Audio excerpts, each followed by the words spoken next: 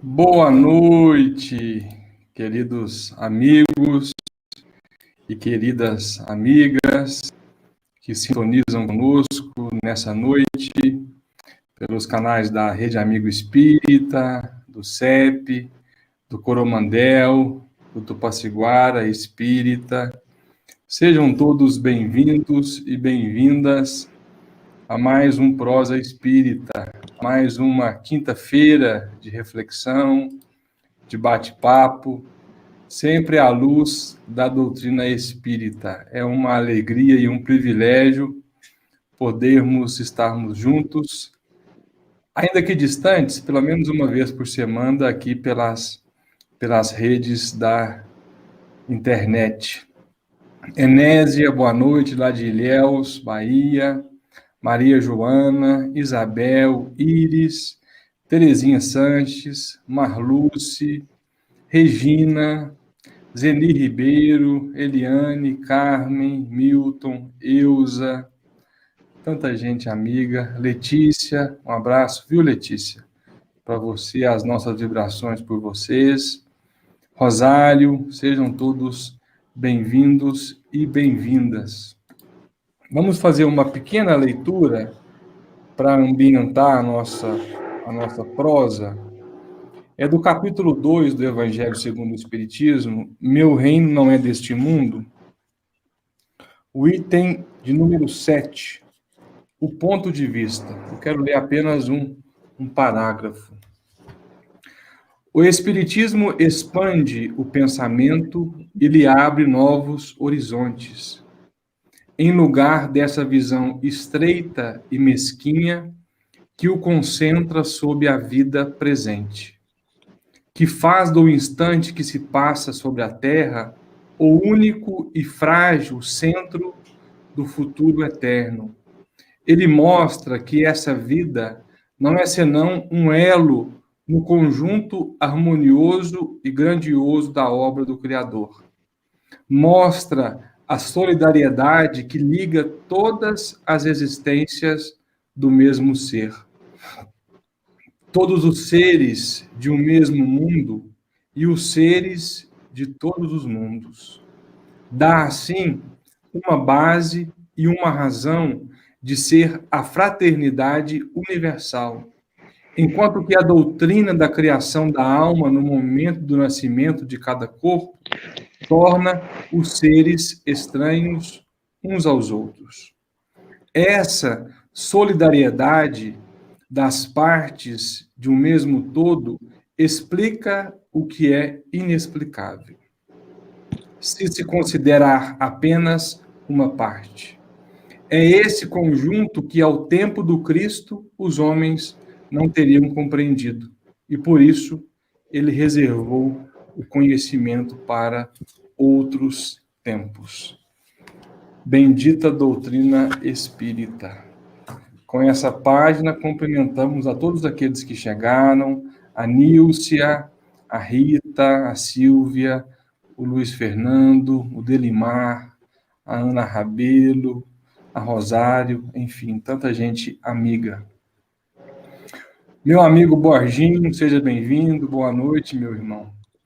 Hoje estamos recebendo essa alma querida que eu tive o privilégio de conhecer nessa quarentena, nessa pandemia, né, nesse momento que já perdura aí por 16 meses. E depois, ao longo da live, eu vou contar como que eu conheci o Edgar, que foi um momento muito marcante para mim.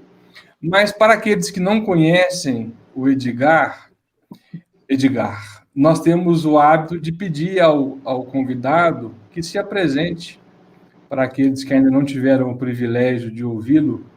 Quem é o Edgar Miguel? Seja bem-vindo, viu? É uma alegria tê-lo conosco para essa prosa da noite. Muito obrigado, Daniel. Olha, é uma honra para mim, é uma alegria realmente. Fazer uma prosa, inclusive, é uma das coisas que eu mais gosto. Então, eu agradeço muito, Daniel, o convite, por estar conhecendo Wellington e Quincas agora. Certamente vou ganhar muito com essa oportunidade com vocês. Mas, olha, quem é o Edgar é uma boa pergunta. Eu estou tentando descobrir, viu, Daniel? Estou tentando descobrir aí ao longo desta vida, né? Eu sou apenas alguém que deseja muito aprender e se conhecer, no final das contas. E a doutrina espírita surgiu para mim aos 17 anos, vindo eu da Igreja Católica, né, a quem agradeço o acolhimento que tive. Mas a doutrina, nessa lógica profunda que ela tem, ela conseguiu resolver todas as minhas dúvidas e criar uma base de vida, né? Que é impressionantemente importante, né? Olha, não sei se teria pedra sobre pedra de mim sem a bondade da doutrina, sem a lógica, sem a orientação, sem esse convite permanente à forma de viver. Então, não tem muita coisa importante para falar de mim, não. Obrigado.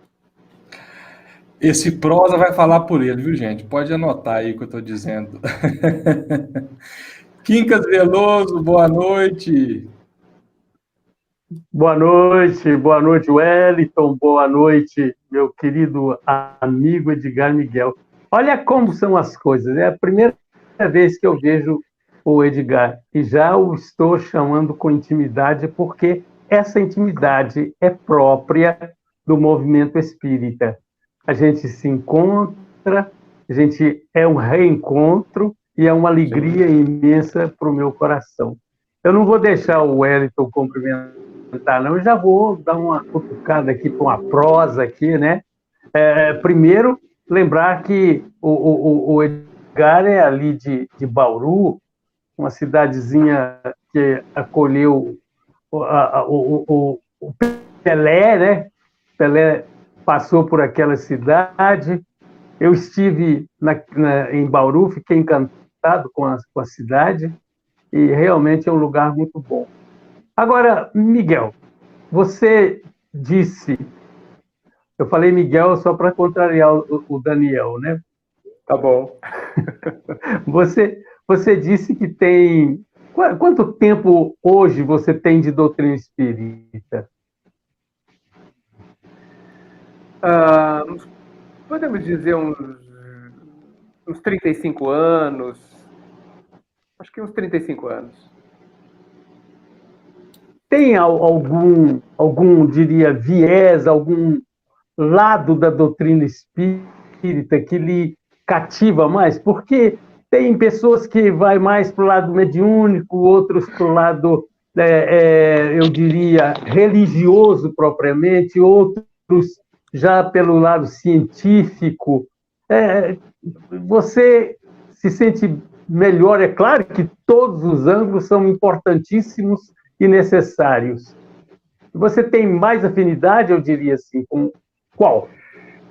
Olha, meu amigo, eu sou uma pessoa da área de informática, tá certo? Então eu trabalho com computador e essa coisa fria, tal. Por isso que eu sou uma pessoa de exatas, né? Então a parte lógica da doutrina é muito atraente para mim. Isso poderia pressupor que a questão científica da doutrina me chamasse mais atenção.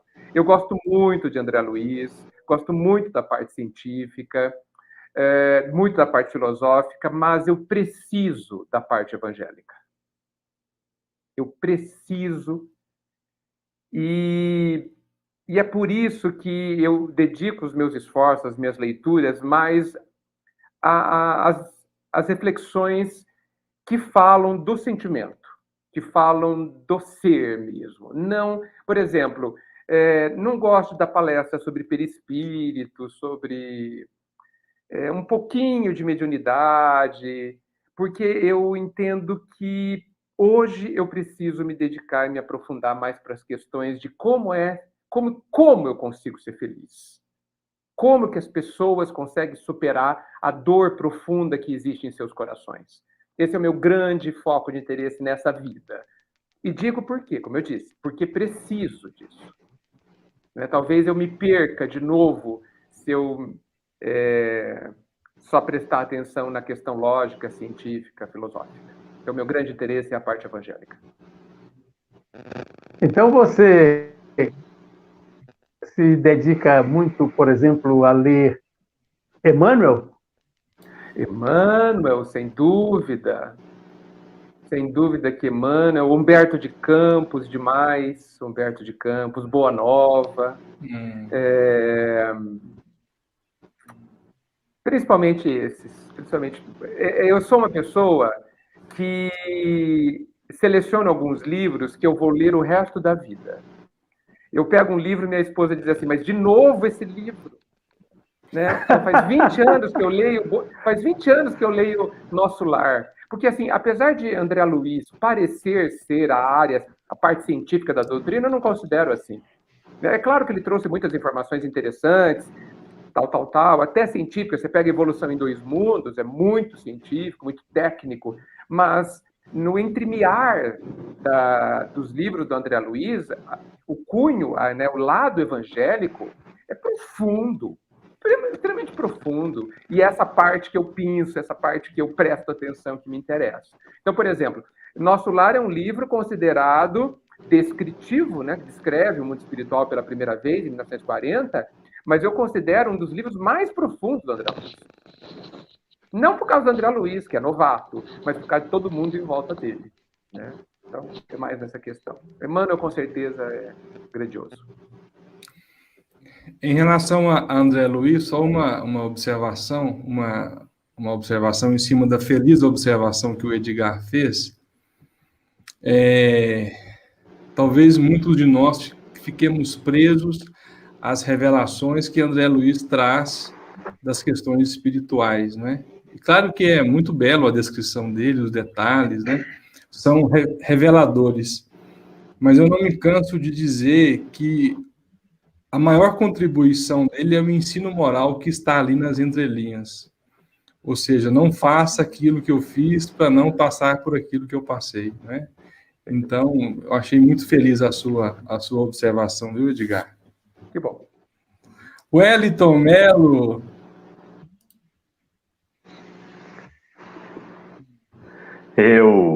Euzinho, boa noite, Daniel, Edgar, querido Quincas. Boa noite a todos que estão conosco uma vez mais, essa família que Jesus nos permitiu reencontrar e ampliar aqui sob o teu olhar. Que alegria estarmos juntos. Olha, já gostamos muito aqui do Edgar, e o Edgar, com seu sotaque, me fez lembrar uma situação muito interessante. Numa ocasião, atuávamos numa casa de Patos de Minas, e um amigo nosso tem filhos gêmeos, matriculados na evangelização infantil da casa onde trabalhávamos. Então, um belo dia, chegou uma evangelizadora para trabalhar conosco lá, e ela veio do interior de São Paulo. E aí, ao final, os meninos chegaram eufóricos assim: papai, entrou uma evangelizadora nova, papai, aqui, mas ela veio de outro país, ela não é brasileira, não.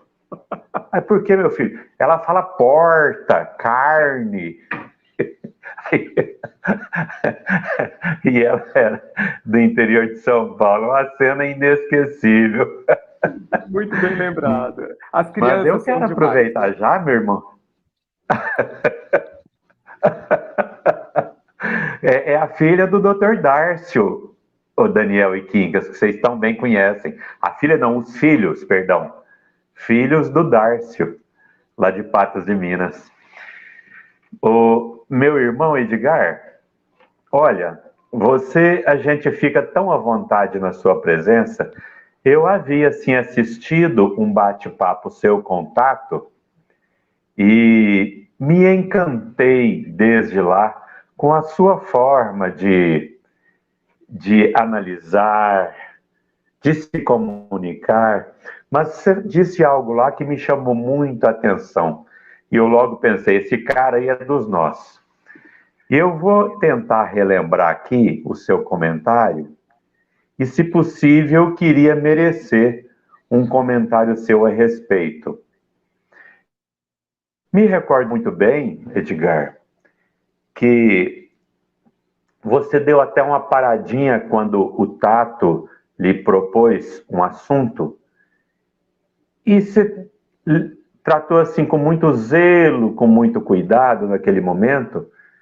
Você disse assim: olha, eu não sei não, mas nós que nos aproximamos da doutrina. Vocês estão me ouvindo, Daniel? Estamos. Ah, ótimo.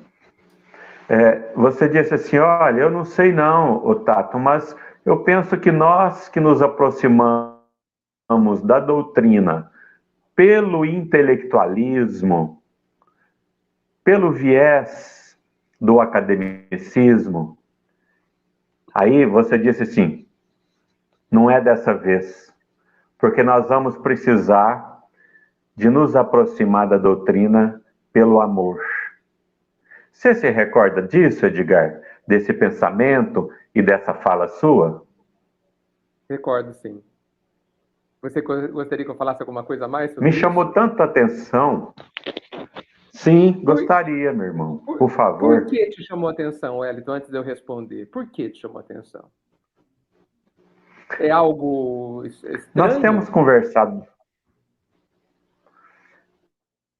Olha, Edgar, nós temos. Não chega a causar estranheza, não. Ao contrário. Ao contrário. Nós temos conversado muito a respeito disso, principalmente com o Daniel e o Quincas, a respeito do desenvolvimento da amorosidade. E esse momento pandêmico tem nos auxiliado muito nessas reflexões, onde a gente percebe cada vez mais a necessidade da simplicidade. A simplicidade em substituição ao academicismo, aquela simplicidade que acolhe, que afaga, sem passar sermão em ninguém, aquele sentimento que nos nivela, que nos iguala, aquelas palavras que, embora não sejam eruditas, mas são palavras compreensíveis a todos que as ouvem. Aquele olhar no olho, sabe, aquela coisa assim, eu vou ficar muito à vontade com você, como já estou, aquela coisa de mineiro mesmo, mineiro raiz, compreende? Compreendo. Puxa, que bom. E você, olha, o seu comentário foi... diga. Wellington, você sabe que eu não sou de falar muito isso que eu vou dizer, mas vocês estão me deixando tão à vontade que eu me sinto aqui entre quatro paredes. Mas todo mundo pode ouvir, não tem problema. Eu acho que eu sou uma pessoa um pouco cansada, sabe? Eu estou bastante cansado de ser quem eu sou. E parece que eu preciso ser diferente, sabe? Então, assim, esse lenga-lenga do academicismo, entendeu? Esse patinar que o intelectualismo traz para a gente. E veja que o IBGE diz que os espíritas fazem parte da elite da sociedade brasileira, né? Porque a doutrina nos incita a ler muito, a refletir, nós temos milhões de grupos de estudo, então a gente vive estudando, né? E isso pode ser considerado típico de uma elite intelectual. Mas eu não sei se isso é um privilégio, né? Porque se a gente pensar com cuidado, nós sabemos aonde o intelectualismo já nos levou no passado, né? Geralmente foi para o buraco, né? Então, não que ele seja ruim em si, evidentemente, mas ele sozinho é um desastre, né? Então, assim, e veja, isso está muito relacionado ao que eu disse para o Quincas, que eu preciso da questão evangélica, porque é ela que vai me salvar.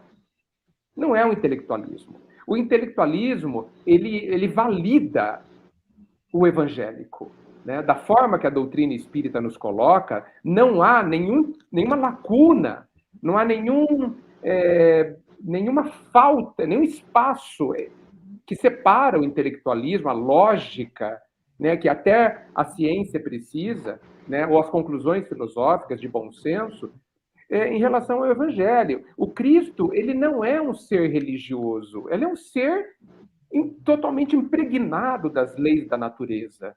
Né? Para mim, a lei da gravidade e a lei do amor estão na mesma classificação de leis naturais, criadas por Deus. Não há diferença entre elas. A ciência apenas não descobriu direito o que é a lei do amor, o que é o amor, nada, só isso. Né?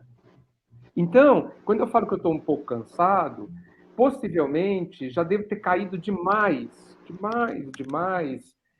na armadilha do orgulho, que eu identifico claramente em mim ainda, mas assim, estou desistindo, assim, parece que há uma força dentro de mim que já me ajuda, ou já está me impelindo a desistir dessas bobagens. Então, eu tenho defendido já há bastante tempo que a gente pare de dizer uns para os outros o que uns para os outros precisam fazer. Então, palestras que nos digam que a gente precisa amar, que a gente precisa perdoar. Quem é que não sabe disso? As pedras da calçada já sabem que precisam perdoar umas às outras. Né? Que ser habitante desse planeta já não ouviu falar sobre o amor? Sem dúvida, todos. Me interessa saber como. Eu quero que me digam como é que eu faço no dia a dia para vencer a vontade de bater na outra pessoa. Porque eu não quero perdoar ela, eu quero bater nela. O que eu faço com isso? Como que eu lido com esse sentimento que ferve dentro de mim, né? E que me causa depois desastres, né? Reencarnatórios, vamos dizer assim. Né? Então, assim, é isso tudo que está por trás daquela minha fala, né? E eu torço para que as pessoas se cansem, que a gente se canse muito rapidamente de ser como sempre foi, para que a gente seja uma nova pessoa, para a gente caminhe para isso. Porque ser, de repente, também não vai ser, né? A gente vai demorar muito tempo para conseguir ser, mas a gente tem que começar. Né? Então, o amor, a simplicidade, e veja, a simplicidade está longe de não ser sábia. A simplicidade é a verdadeira sabedoria. A erudição, talvez ela seja filha do orgulho. Né? Talvez ela seja filha do orgulho. E veja, quando eu digo isso, eu não estou contradizendo Kardec quando ele procura ser preciso. Porque a preocupação de Kardec em colocar palavras novas e palavras exatas, a preocupação do próprio André Luiz, do próprio Emmanuel, de colocar palavras, às vezes, que a gente tem que procurar no dicionário, eles não estão sendo difíceis, eles estão sendo exatos. Por quê? Porque existe um tremendo problema de comunicação entre o ser humano. Então, se você não usa as palavras exatas, você não vai comunicar o que você quer comunicar. Né? Então, eu acho bastante interessante que eles não rebaixem a sua exatidão, né? Mas, evidentemente, que o ideal, cada vez mais, é que a gente procure ser simples, né? E exato também ao mesmo tempo. Isso me parece importante. Eu falei... Muito bom e obrigado, viu, meu irmão? Puxa, Eu avisei. O Rafael Papo está perguntando cadê o trono. O Rafael, hoje ele está sem o trono, sem o cobertor e praticamente sem internet, viu? Isso. Hoje ele está em viagem, então assim, ele só está ali porque o Kinka deu um passo antes de começar a live aqui, por isso que ele não está ali ainda na tela. que bom. Edgar, o trono é uma cadeira. Sim. É uma cadeira lá de casa que eu me assento e ela é um pouco mais alta. Aí os nossos irmãos aí que nos acompanham a apelidaram de trono. Entendi. É uma piada interna de vocês, tá certo. É uma piada interna. E todos já sabemos que quando ele está no trono, ele está em casa. Muito bom. Hoje ele não está em casa. Não, hoje não. O Edgar, eu quero aproveitar essa colocação sua em relação às leis, que as leis de Deus são exatas e perfeitas e sábias. E a primeira fala que eu ouvi do Edgar foi justamente nesse sentido. Eu disse no início que eu contaria como eu conheci o Edgar, Quando começou a pandemia, eu criei o hábito de ouvir uma palestra todos os dias no trabalho. Então, com o fone de ouvido lá, comecei a ouvir uma voz diferente, que me tocava de uma forma diferente. Até que eu falei, gente, eu preciso parar para assistir essa palestra, literalmente. E era o Edgar. Eu fiquei encantado com a forma com que ele vai falando e vai mexendo particularmente comigo. E ele falava justamente sobre isso, porque quando a gente olha para o planeta, muitos de nós olhamos para o planeta, a sensação que nós temos é de que existe um caos, né? E de que Deus e Jesus perdeu o controle de tudo e nós estamos condenados à própria sorte. Então, para um lado tem corrupção, para o outro lado tem violência, para o outro lado tem pandemia. E o Edgar falava justamente sobre isso, de que nós estamos dentro de um cercadinho. Então, o que nós podemos é, de fato, até ele usou a expressão, a analogia do chiqueirinho da criança. Exatamente. Eu queria que você falasse um pouco sobre isso, Edgar, porque eu acho isso... Porque muitos estamos acreditando nesse momento que realmente Deus perdeu o controle sobre tudo, sobre nós, sobre o planeta. Jesus perdeu a rédea da direção desse nosso planeta. Ai, Daniel, pergunta para uma minhoca se ela acha que está tudo no lugar. E ela vai falar, não, dá uma bagunça aqui embaixo, eu não acho que eu preciso, tem terra de um lado, pedra do outro, mato de outro. Ela acha tudo uma bagunça. Mas o que a minhoca vê, coitada? Né? Nós também estamos no mesmo nível. Aonde a nossa vista alcança? Meu Deus, a gente não consegue... Olha, dizem que a gente tem que conhecer como a palma da mão. Nem a palma da mão a gente conhece. Nem a palma da mão. O que a gente vê não é nada, né? Então, assim, eu gosto muito da ideia de Deus como sendo uma ordem. Né? Várias filosofias falam disso. Né? Uma ordem suprema, tão absoluta, que admite focos de desordem dentro dela. O umbral, o que é?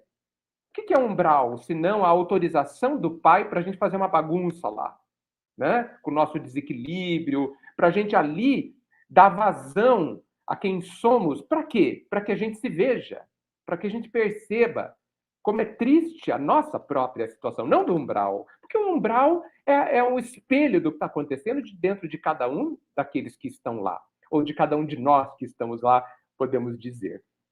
Então, o Pai permite, na sua sabedoria, na sua ordem profunda, dentro da minha visão, que a gente tenha foco de desordem. Isso me faz lembrar, né, quando lá em casa, eu pequeno, os meus irmãos ficavam no chiqueirinho. Né? Não sei se vocês se lembram o que é o chiqueirinho. O chiqueirinho é um quadrado de madeira, era um quadrado de madeira, né? O pai trabalhava fora naquela época, a mãe, dona de casa, né, tinha que trabalhar, tinha que lavar louça, fazer comida, limpar a casa, e a criança de 1 ano, de 2 anos, fica com como? Né? Porque não tinha babá, né? Não existia isso. Colocava num chiqueirinho, que é um quadrado de 1 por 1, tá? Cheio de almofadas, para que a criança não se machuque, né? E cheio de brinquedos. E o que você pode ali? A criança pode tudo. Ali ela pinta e borda, ali ela faz o que ela quiser, joga até tudo fora, mas ela não sai dali. Então, nós temos um livre-arbítrio, né, voltando para dentro da doutrina, nós temos uma liberdade quase que plena, grande, vamos colocar, uma liberdade bastante grande, mas aonde? Dentro do nosso cercadinho. Dentro de limites claramente definidos pelas leis divinas. A gente não passa dali. Se a gente observar, por exemplo, o que Emmanuel nos diz em A Caminho da Luz, a gente vai ver que a própria história está muito claramente definida, né? Napoleão invadiu a Rússia até um ponto, depois ele perdeu. Por quê? Porque era chega, passou da conta. E muitos outros exemplos aí. Então, a gente vive dentro desse cercadinho. Nós temos uma liberdade importante para que a gente exercite o nosso senso de responsabilidade, mas ele não chega ao ponto de atrapalhar o plano divino. Seria um contrassenso ser diferente. Como que a gente, que somos uma minhoquinha, né, consegue atrapalhar o jardineiro? De forma nenhuma. Nós somos utilizados pelo jardineiro. Né? Sempre em nosso próprio benefício, em benefício de todos. Então, essa é a visão. Para mim, o pai é essa ordem, né? Essa ordem perfeita que a gente ainda precisa ir além da compreensão em relação a ele. Porque, em termos lógicos, na grande maioria das questões sobre Deus, a gente consegue compreendê-lo, como ele funciona, né? Mas a gente precisa senti-lo, né? Porque a compreensão, ela é um instrumento que tem as suas limitações. Nós não podemos apostar tudo nela. Seria desastroso, no meu entendimento. Excelente, Edgar. Quincas, o seu microfone está desligado. Ativa, por favor. Ativei. Então, acho que era a hora da gente fazer uma pausa para oferecer um pão de queijo e um café para o Edgar, né? Eu concordo plenamente. Plenamente. Essa é a hora. Vamos todo mundo para a gente cozinha. Continuar a próxima. Todo mundo pra cozinha, né? E vamos ao pão de queijo. Com certeza. Pão de queijo. Mas, Edgar, é interessante. O Evangelho nos oferece aquela assertiva do Espírito de verdade: amai-vos e instruí-vos. Então, veja que há a necessidade de se acoplar essas duas coisas. Eu tenho sentido que pode ser intelectual, mas não pode esquecer o amor. Porque muitas vezes o intelectualismo nos coloca, ou pelo menos as pessoas nos veem, os intelectuais, como se fossem superiores, como, não é? Tem pessoas que gostariam, por exemplo, de pedir uma parte a um conferencista, mas se sente inibido, não tem como fazer isso, e às vezes ele nem permite. Então, a gente chega na conclusão que a doutrina espírita nos oferece esse registro maravilhoso, começa pelas mesas girantes, e nós vamos encontrar pesquisadores interessantes, Crookes, Delano, vários outros, num trabalho imenso. Mas veja, nós nos postamos, eu diria assim, nós nos curvamos diante de uma figura que não teve escola, que é o médium Francisco Cândido Xavier, que destila amor nos seus gestos, na sua maneira de ser, nas observações que ele faz pessoalmente e na sua psicografia. Você falava, né? Emmanuel, André, Bezerra, os escritos maravilhosos, Humberto de Campos, uma Meimei, que você sente uma alegria e um amor muito grande. Olha, e quando você lê, por exemplo, Ação e Reação, você fica conhecendo determinados elementos ali que trazem-nos tanta coisa boa, tanta maravilha, de uma maneira simples. Sim. Eu diria que os livros do André Luiz, porque não se perde nenhuma frase do André Luiz. Todas as anotações que ele faz são educativas. Sim. E você fez essas referências que eu achei notável. Então, vamos aprender. Deixa eu reforçar uma coisa que você disse, Quincas, por favor. Quando você cita o Chico, logo que ele desencarnou, nós vimos uma série de reportagens sobre ele na TV, né? E uma me chamou muita atenção, me emocionou demais. O repórter estava entrevistando uma pessoa lá de Uberaba e perguntando se ele, a pessoa, seria o substituto do Chico. E a pessoa disse não sei o quê, e respondeu qualquer coisa. Mas depois, o repórter entrevistou um senhor, eu não vou me lembrar o nome dele, um senhor de idade, magrinho, e fez a mesma pergunta: o senhor vai ser o substituto, o continuador do Chico? E a resposta que esse senhor deu me impediu de continuar vendo a reportagem. Pela emoção, porque nada mais ali poderia ser importante. Ele respondeu assim: não sei amar o suficiente. Não posso ser o substituto do Chico porque eu não sei amar o suficiente. Porque o Chico, ele é e será lembrado durante muito tempo, não pela capacidade mediúnica fantástica, não por isso, mas por muito ter amado. Não tenha dúvida. Você falou que o Chico destilava amor. Sim, ele transpirava amor. Né? E olha que eu nunca o vi, nunca cheguei perto do Chico. Mas, sem conhecê-lo, ele já traz uma emoção que só quem ama é capaz de trazer. Como o próprio Cristo, né? Quando a gente ouve determinadas passagens que o Cristo diz, que nos emocionam ainda. Só o amor é que tem essa capacidade. Então, eu concordo muito com você que o que nos falta hoje e sempre, até hoje pelo menos, é o amor, né, Quincas? É o amor. É verdade. O Wellington caiu. O Vamos Wellington foi levantar. derrubado. Eu Quincas precisa dar outro passe nele, então. Você quer ver como ele vai voltar, Daniel? Vou dar um passe nele agora. É capaz que ele não levanta nunca mais. O passe do Kinga já matou 2, viu? Já foi. É a famosa melhora para a morte, viu? O passe do Kinga é famoso aqui em Minas, viu? Mas, Daniel, quem disse que a morte é um castigo? Então, é a cura de tudo. É a cura de tudo, né? Edgar, observando a fala sua e do Kinka sobre o amor, eu me lembrei ainda da obra de André Luiz, quando lá no livro Entre a Terra e o Céu, nós temos uma prece de uma garotinha chamada Evelyn, de 10 anos.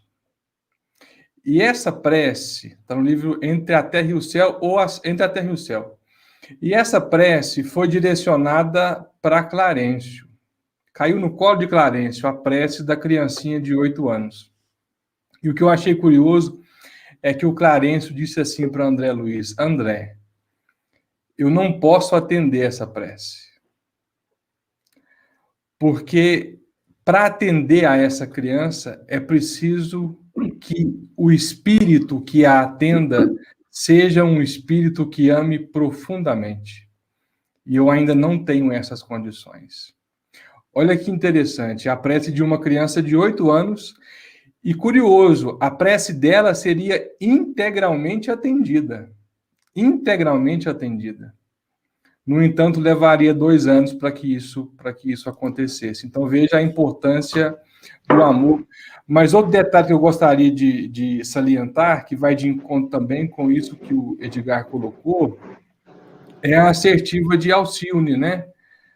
A mensagem do Evangelho precisa ser conhecida, meditada, sentida e vivida. Ou seja, nós só precisamos do Evangelho, de conhecer o Evangelho, de estudar o Evangelho para alcançar a outra ponta, não é? Que é a vivência, que sem dúvida é o nosso grande desafio. E às vezes nós estamos aí há 2000 anos apenas presos à letra, ao conhecimento, né? Aquilo que o farisaísmo já fazia de forma muito bem, né? Em especial sobre as leis mosaicas, mas o desafio é fazer diferente, né? Fazer de especial. Então, Daniel, sem dúvida que eu concordo com você. E eu acho que essa vivência, eu acho que existe uma certa confusão nessa questão da vivência. Tenho a impressão, coloco para que vocês me ajudem. A gente sempre pensa a vivência do lado de fora da gente, né? Mas eu tenho pensado que a nossa vida verdadeira está dentro da gente. As coisas acontecem dentro de mim. Dentro do Daniel, do Wellington, do Quincas. Não acontece fora. O sentimento está onde? Está lá de fora? Não. Está do lado de dentro. E o pensamento? Do lado de dentro. Então, a caridade não é levar uma cesta básica. A caridade é o que acontece dentro de mim quando eu faço isso. É claro que é bom levar a cesta básica com ou sem bom sentimento. Com ou sem bom sentimento. Leva. Você já mata a fome, é ótimo. Já vai ganhar uns pontos, não tem problema. Mas só levar sem sentimento significa que nós, quem faz esse ato, não consegue usufruir integralmente da grandeza do ato. Então, essa vivência do Evangelho, veja, eu quero ressaltar, eu vou voltar para ressaltar, eu não estou fazendo crítica a nenhum tipo de caridade, a nenhum tipo de doação, de forma nenhuma, porque é preferível a gente doar a cesta básica ou qualquer coisa odiando do que não doar. É preferível. Muito importante. Mas a gente pode dar um passo a mais. Pode dar um passo a mais. Quando a gente se volta para nós mesmos e a gente se pergunta como que estão as coisas aqui dentro. Quando a gente, por exemplo, para lá no Evangelho que diz que a gente deve perdoar os nossos inimigos, para mim essa passagem é um mata-burro. Vocês sabem o que é um mata-burro, né? Eu caio toda hora nessa passagem. Entendeu? Eu não consigo prosseguir. Por quê? Porque eu não sei se eu quero. Eu não sei se eu... Certamente eu não consigo. Eu não sei se eu quero. Eu não sei se eu concordo. Eu não sei um monte de coisas sobre essa colocação. Que eu sei que é absolutamente importante. Mas eu sinto vontade de amar os meus inimigos. Olha que como a gente precisa dessa... Eu sinto vontade de amar os meus inimigos. No meu nível, eu sinto vontade de não sentir a raiva. Mas ainda assim eu estou pensando só em mim. É um desejo egoísta. Eu não estou pensando no meu inimigo. Hoje é o máximo que eu consigo. Já é um avanço. Já me ajuda a fazer frente aos meus sentimentos negativos. Então, agora, tudo isso ninguém vê. Não é para ver mesmo. Não estou falando que é para ver. Ninguém vê, mas é a minha vivência. Eu estou apenas contando por causa disso. É o que acontece dentro de mim. E aí, se você me perguntar, mas isso significa que você está vivendo o Evangelho? No meu entendimento, sim. Por quê? Porque o Evangelho, ele está me criando um problema íntimo. Ele está criando um conflito excelente que me incomoda e me mantém alerta. Porque eu não posso deixar de estar atento ao que eu preciso fazer. E a angústia frente ao Evangelho é extremamente salutar. Você sabe que a dor é um despertador. Né? A dor nos mantém atentos. Né? A dor sinaliza, que tem um problema, vai lá e resolve. Então, por isso que eu falo, eu brinco, no meu Evangelho tem o meu nome. Está escrito assim, Jesus fala assim, Edgar, ame os seus inimigos. Eu acho que no Evangelho de vocês também. No meu está escrito assim, é tudo para mim. Edgar, apacenta as minhas ovelhas. Edgar, me amas? Então, assim, só tem um personagem no Evangelho inteiro. Aliás, tem dois, Jesus e eu. Ele está só falando comigo. Agora, eu estou ouvindo. Então, assim, quando a gente estuda o Evangelho, a gente precisa, isso para mim é vivência, a gente precisa se estudar na frente do Evangelho, porque não podemos ler o Evangelho que nem a gente lê geografia, que nem a gente lê o jornal. Mas faz 30 anos que eu leio o Evangelho. E daí? Porque faz 30 anos que eu leio o jornal também. Né? Então, assim, essa vivência que você falou muito bem, que evidentemente precisa ser feita, é uma vivência íntima.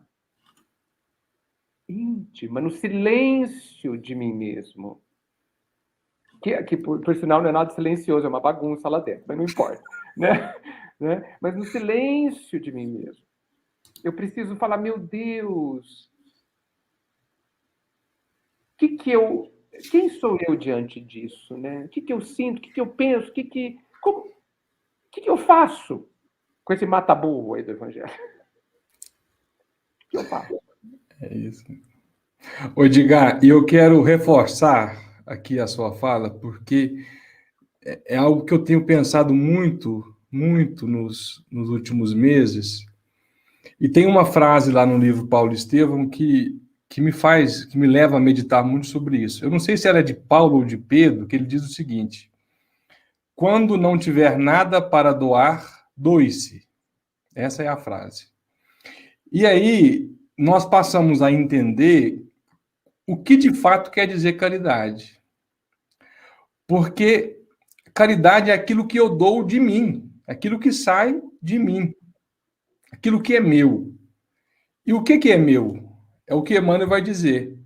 É aquilo que as nossas mãos não podem tocar.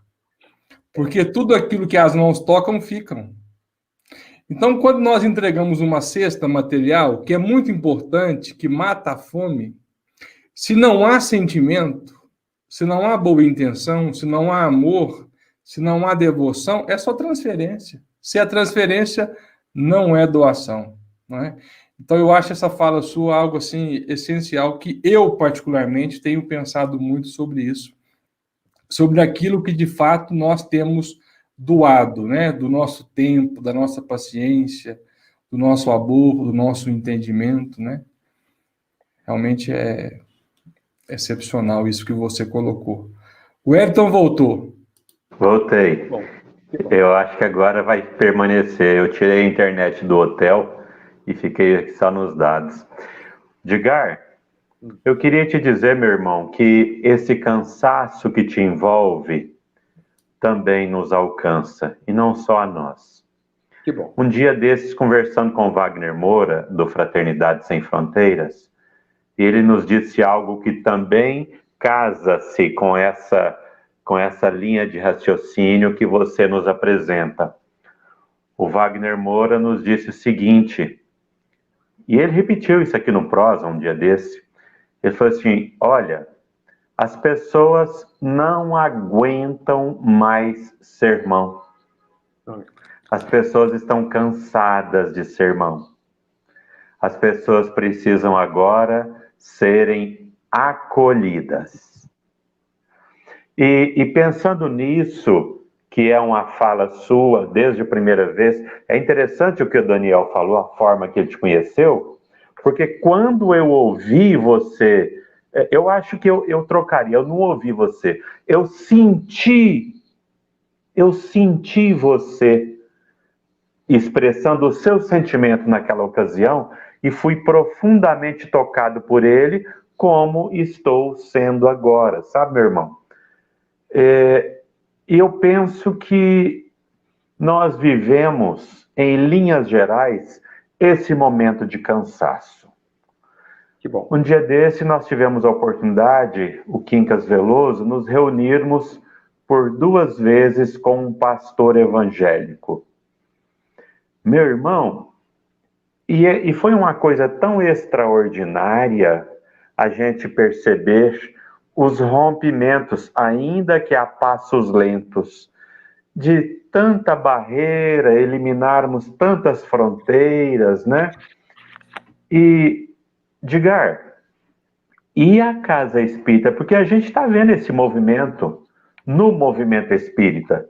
Esse movimento de, ao invés de ir para dentro, em busca das quantidades, em busca dos eventos sempre com os mesmos nomes, nós estamos vendo agora uma porção de talentos emergirem com as lives. Nós estamos assistindo tantos corações gigantescos secando tantas lágrimas, porque é um momento de muitas lágrimas. Mas, irmão, fala para nós, como que você vê a preparação da Casa Espírita para esse momento de acolhimento, de interessar-se pelo outro, sabe? De olhar nos olhos, de chorar junto. Sabe, companheiro? Como que você vê essa mudança, meu irmão? Olha, eu gosto muito de casas espíritas bem pequenas. Quanto menor, melhor. Um dia me perguntaram, porque eu faço parte da USE aqui de Bauru, um dia me perguntaram, qual que então é um tamanho bom de casa? E a resposta surgiu tão rápido, foi tão interessante, porque eu nunca tinha pensado. Eu falei assim, a casa ficou grande quando as pessoas já não sabem mais o nome das pessoas. Esse é o limite. Todo mundo tem que saber o nome de todo mundo que vai à casa espírita. Porque senão institucionalizou. Entende? Existem casas espíritas que, se a pessoa for lá durante 6 meses, ninguém vai cumprimentá-la. Porque tem 500 pessoas na palestra. Tem 500 pessoas na palestra, todo dia. Como que você vai identificar quem é novo ali? Impossível, não existe gente para isso. Então, eu acho que nós temos muito que aprender com os nossos irmãos evangélicos na questão do acolhimento, por exemplo. Muito a aprender. E é claro que eu aqui estou generalizando, e isso é um ato muito falho da minha parte, porque há lindas exceções. Lindas exceções. Né? Há muitos espíritas que fazem muitíssimo, muitas casas espíritas que são luminosas, de fato, apesar de extremamente humildes no sentido material, né? Mas eu acho, e aqui eu vou me permitir dizer, já disse isso muitas vezes, vocês sabem que já nos foi ensinado que a vida é uma recapitulação perfeita, né? Nós encarnamos e reencarnamos recapitulando condicionamentos que a gente tem, né? Ou atavismo, como prefiram. A gente repete coisas que a gente fez durante séculos. Então, assim, me parece ainda que nós, hoje espíritas, mas antigamente não espíritas, nós substituímos a missa pela palestra, o confessionário pelo atendimento fraterno, a hóstia pelo passe. Nós substituímos. O espírita vai muitas vezes, de novo, sempre as maravilhosas exceções, vai à casa espírita, assistir uma palestra, frequentar a reunião mediúnica, 1 vez por semana, 2 vezes por semana, pronto, já cumpri a minha obrigação. Não há obrigação. Esse é um ponto que a gente precisa quebrar. Eu não tenho obrigação de amar Jesus. Não tenho obrigação, ele não quer que eu seja obrigado a amá-lo. Ele disse para os apóstolos, vocês são meus amigos, e amigos eu quero ao meu lado de pé. Não quero servos. Servos têm obrigação, amigos não têm. Então, nós não temos obrigação de nada. De coisa nenhuma. Nós não temos que amar a Deus, nós não temos que orar. Né? Nós precisamos, é muito diferente. Muito diferente. E a troca desse verbo parece uma bobagem, ela é muito significativa. Porque eu preciso, quando não consigo ter determinado sentimento elevado, virar para Deus e continuar olhando nos olhos deste Deus. Sem ter a vergonha do que não sou capaz. Porque nós não somos capazes, não é por maldade. É porque apenas não aprendemos ainda. A criança de 4 anos, ela não é maldosa, ela não é inferior porque ela não sabe ler. Ela apenas não aprendeu. E nós temos 4 anos no quesito amor e perdão. Nós estamos no meio do curso. Eu não posso exigir de mim o que só pode ser exigido a quem tem o diploma. Jesus tem que perdoar. Por quê? Já se formou. Eu posso não perdoar. Você, todo mundo pode. Podemos não perdoar. Então, nós precisamos abandonar os séculos de culpa que foi tão fortemente colocado em nós na Idade Média, só porque a gente não perdoa. Só porque a gente não perdoa. Ah, mas a gente precisa perdoar. Eu preciso, é diferente, eu não devo. Né? Então, As casas espíritas precisam, quando você fala de acolhimento, essa mudança de verbo traz acolhimento. Porque, assim, quando a gente ouve um palestrante falar, então a gente precisa perdoar, a gente precisa... Muitas vezes o público se sente humilhado. Porque dá a impressão, e eu sei que o palestrante não está querendo dizer isso, mas dá a impressão que o palestrante já faz tudo que ele está falando. Coitado de nós, palestrantes. A gente é tudo papagaio, só isso. Só isso. Só repete. Só repete. De novo, estou generalizando, desculpem aí. Né? Nós ainda precisamos percorrer o mesmo caminho. Então, as casas espíritas precisam mudar formato, estrutura física e, fundamentalmente, a forma como ela enxerga as pessoas. É lamentável querermos ainda o número nas casas espíritas. O número é frio. Nós precisamos querer corações, não números. Por isso, só para fechar isso, para que eu, no meu esforço de ser realmente claro, às vezes nos perguntam qual que é o serviço mais importante da casa espírita? É a reunião mediúnica, a evangelização, é a palestra? E a única resposta que eu consigo dar é: o serviço mais importante da casa espírita é aquele feito com mais amor. Não há outro. Às vezes, o serviço mais importante da casa espírita é feito por aquele senhorzinho, velhinho, que entrega o copinho de água depois do passe. Às vezes, ele é o que mais ama na casa espírita inteira. E ele, então, faz o serviço mais importante. É isso que eu entendo que as casas espíritas precisam. Serem menores e mais acolhedoras. Não sei se concordam.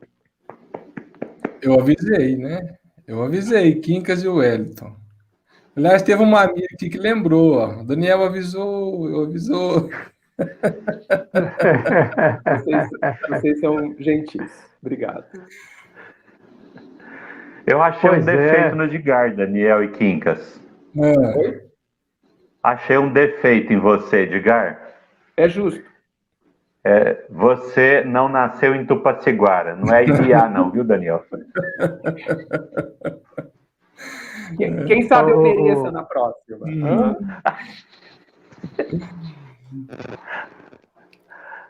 Edgar, quando você falou, já lá atrás, você falou sobre a caridade, eu achei tão interessante e me lembrei de um fato ocorrido ainda essa semana.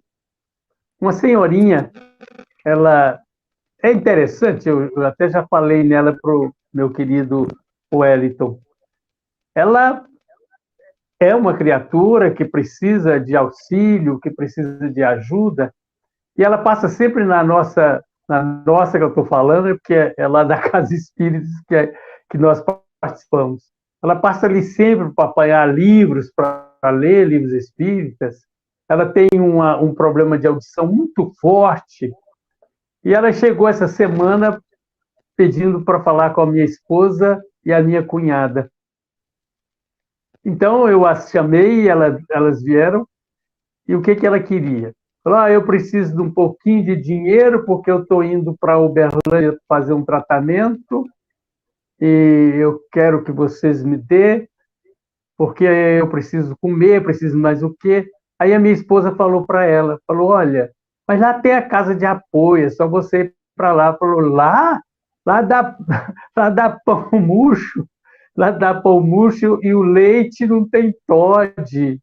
Então, e tudo bem. Aí elas arrumaram alguma coisinha para ela e tal. Ela virou e falou assim, agora eu estou precisando de mais duas coisas. Eu estou precisando de shampoo para me arrumar meu cabelinho. Tá? Ela já está de idade.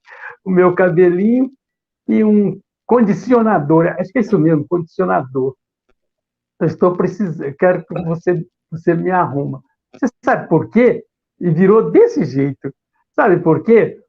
Porque eu quero que meu cabelo fique igual ao seu, falou para uma delas. Porque eu não quero que fique igual da outra ali, a outra. E ficou muito feio, ficou muito feio. Então, foi um motivo de diversão e tal, tal. E eu fiquei pensando que você usou uma expressão aí, ela ainda não aprendeu determinadas coisas. E ela está vindo, é uma especulação, talvez, né? Mas ela está vindo de uma encarnação onde ela tinha de tudo e mandava muito. Você concorda com essa possibilidade? Você disse muito bem, essa é uma bem possível possibilidade, né? A gente... por isso, e é muito interessante o que você diz quando analisa essa possibilidade, porque, assim, eu creio que foi para Kardec, né? Como que eu consigo saber o que aconteceu? Quem fui eu? Basta eu analisar quem sou eu hoje, né? Se eu analisar as minhas tendências, eu vou perceber o que aconteceu ontem, não é? Então, eu acho que eu concordo com você dessa possibilidade, sim. E é uma grande oportunidade para todos que convivem com ela na casa espírita, em especial, não é? Porque exatamente com o convívio, esse tipo de convívio, nós temos a oportunidade de exercitar uma série de questões que são de caridade, né? A compreensão, o carinho que a gente pode ter para a pessoa, mesmo que ela mande em nós, ou tente mandar em nós, né? Com certeza. Eu concordo, sim, Quincas. Wellington, deixa eu dizer aos meus, não, vejam, que pretensão, aos nossos telespectadores, aos nossos ouvintes, aqueles que quiserem fazer alguma colocação, alguma pergunta ao Edgar, fiquem à vontade. Nós estamos aqui atentos ao chat, viu? Fiquem à vontade para isso. Wellington? Olha, Edgar, um dia desse nós tivemos, eu chamaria aqui de sonho espírita, onde nós fomos a uma espécie de colônia, e nessa colônia tinha um centro espírita, ou um templo religioso, alguma coisa dessa natureza. E ele funcionava de uma forma muito diferente. Na hora que eu adentrei no estabelecimento, era um estabelecimento de porte médio, ele não era grande, mas também não era pequeno, mas era simples. Mas não tinha um número assim exacerbado de pessoas lá. Mas lá na frente, ao invés de um palestrante, eu percebia várias duplas, umas 4 duplas lá na frente, onde normalmente permanece o púlpito. E essas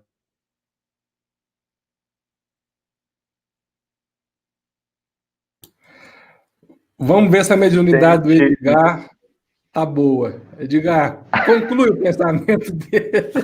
Não consigo. Volta um pouquinho, Wellington. Minha mediunidade não tá boa. Você falou que tinha 2 palestrantes. Dupla, né? Duplas.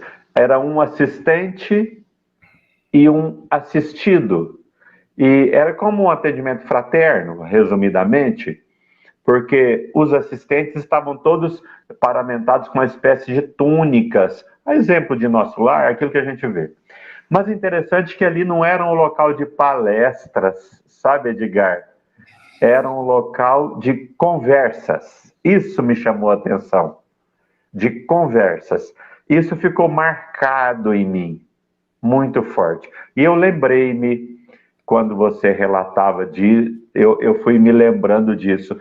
Nós precisamos no nosso entendimento, sem a mínima pretensão de possuirmos conosco a verdade absoluta, mas nós também sentimos na alma o desejo de abandonar o número e focar a alma, o indivíduo, a dor que cada um traz.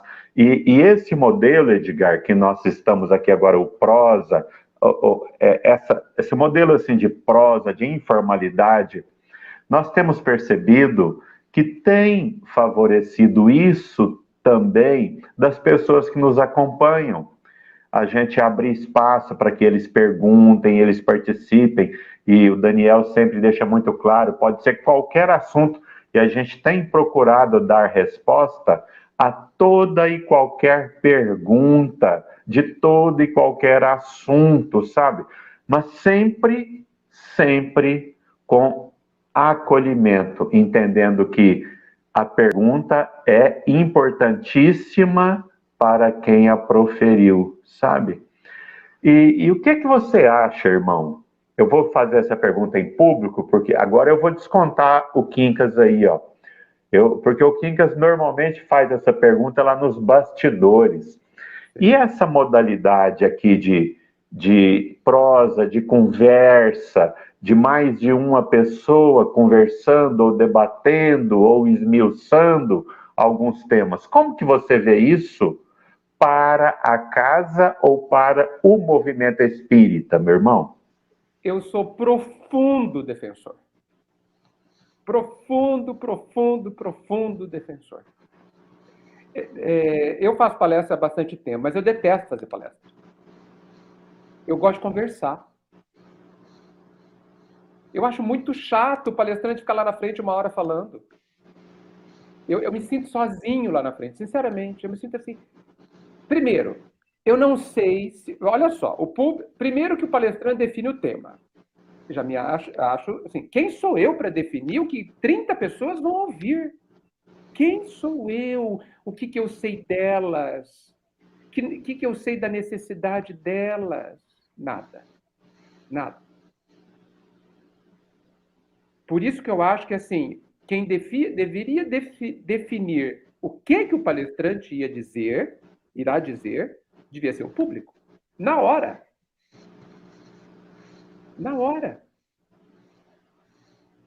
Ou então, o dirigente espírita, conhecendo o seu público, saber o que a maioria precisa por conta dos temas do atendimento fraterno, por conta das conversas que ele ouve, e etc. Num centro pequeno, isso é possível. Gente, olha, eu preciso que a gente fale sobre depressão mais vezes, e etc.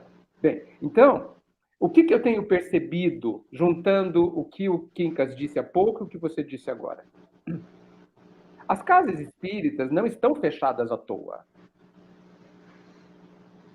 O pai não dá ponto sem nó, a gente não pode esquecer disso. Né? Eles não estão fechadas à toa. É um momento de reflexão para as casas espíritas. É um momento de reflexão. Nós, aqui na USE de Bauru, tivemos que lançar um comunicado para as casas espíritas, para os dirigentes em especial, dizendo o seguinte: a casa espírita é um lugar excepcional, magnífico, mas não é essencial. Qualquer pessoa consegue evoluir sem a casa espírita. Eu insisto, ela é maravilhosa. Ela é uma estrutura que convida, altamente propiciadora a tudo que a gente precisa. Mas ela não é... a gente precisa saber que a gente sobrevive sem ela. E pode sobreviver bem sem ela. Não podemos sobreviver bem sem o Cristo, mas sem a casa espírita, com certeza, absolutamente com certeza. Não tenho dúvida disso. Até porque ela existe há 160 anos, se a gente for pensar. Né? Então, o que eu tenho visto acontecer? As palestras acabaram presencial, né? Pelo menos na maioria. Vieram as lives. Né? No começo, houve aquela tendência de reproduzir o de sempre. Né? Então, a palestrante vai tal aí, né? Fala, né? E vai embora. Né? E aí falar para a câmera é pior ainda. Né? Falar para essa bolinha acesa aqui é pior ainda. Né? Mas começaram a surgir, né, conversas desse tipo. Existe uma casa espírita aqui em Bauru que a gente até escolhe o tema, mas existem 4 pessoas aqui junto. E nós vamos conversar, como nós estamos fazendo essa prosa aqui. O público participa com perguntas, tal, né? Olha, o público tem dado retorno de que mudou muita coisa. Porque a gente não pode esquecer, gente, que uma das coisas mais importantes para o ser humano é falar. O ser humano, quando ele fala, ele existe. Pergunta para uma pessoa que vive num ambiente que ela não pode se expressar. Ela acha que ela é invisível. Quando você pergunta para um funcionário, por exemplo, na empresa que você trabalha, qual é a sua opinião? Ele quase ganha um salário em dobro com isso. Você quer saber a minha opinião? Sim. Isso significa para ele que ele é importante. Senão você não perguntaria. Então, quando você abre, quando o palestrante, quando a casa espírita abre a possibilidade das pessoas falarem e não serem humilhadas depois, note bem, porque depois, gato escaldado, você sabe, então você fala uma vez só, tá certo? Quando você é acolhido na forma da resposta, ele vai falar mais vezes, porque ele está explodindo. Ele está explodindo. Explodindo. E a gente fica cuidando dos espíritos encarnados. Sendo que tem gente morrendo aqui do lado. Né? Morrendo assim, não encarnado. Não, no corpo não está morrendo, mas está morto já. Só falta enterrar a pessoa. Né? Porque está destruída, porque está sofrendo, porque está desesperada, está descrente de tudo, mas está ali, do lado da sua cadeira. Às vezes na reunião mediúnica. E o doutrinador preocupadíssimo com o espírito. E o seu parceiro no grupo mediúnico sofrendo terrivelmente. A pessoa vai ter que desencarnar para a gente cuidar dela, né? Infelizmente. Né? O Edgar, e quando há um desequilíbrio de um dos participantes da reunião mediúnica, a primeira coisa que o dirigente faz é afastá-lo da reunião. Ao invés de acolher, nós vamos pôr para fora, né?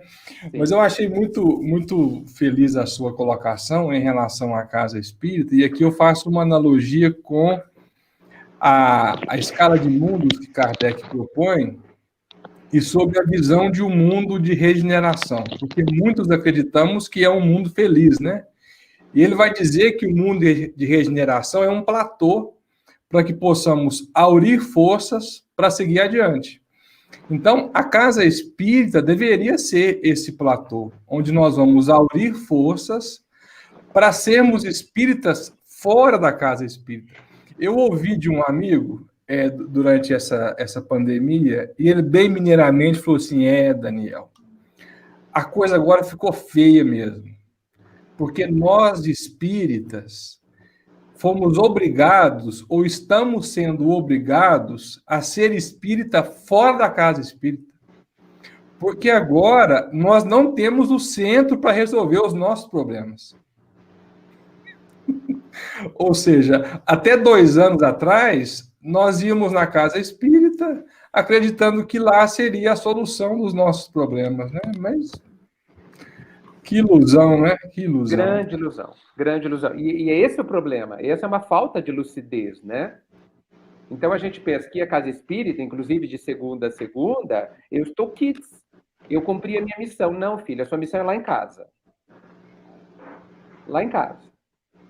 O centro espírita é um treino facilitado, é um estágio facilitado, que você vai ter que aguentar o dirigente, a moça de não sei o quê, né? E você pode ir embora para casa. Porque lá em casa é que é o teste de verdade. Nós sabemos disso. Né? Então, a casa espírita ela é preciosa, eu insisto. Ela nos faz... Porque é muito interessante, gente. O nosso adormecimento é muito forte. Vou dar um exemplo para vocês. Fazem 32 anos que eu frequento a reunião mediúnica. O mesmo grupo. Você tem mediunidade ostensiva, meu irmão? Não. Facilitador, doutrinador apenas. Uhum. E eu sou uma pessoa que chora muito na reunião mediúnica. Antigamente, eu molhava os pés dos médiuns com as minhas lágrimas. Hoje eu já não faço mais isso, eu já evolui um pouco. E eu fico emocionado com a situação dos espíritos desencarnados. Mas quando, lá para os 15 anos de reunião mediúnica, olha só como eu sou lento. Os 15 anos de reunião mediúnica, no final de uma reunião, que eu fiquei emocionado com a situação deles e tudo mais, apareceu um pensamento na minha cabeça terrível. Terrível. E esse pensamento dizia assim: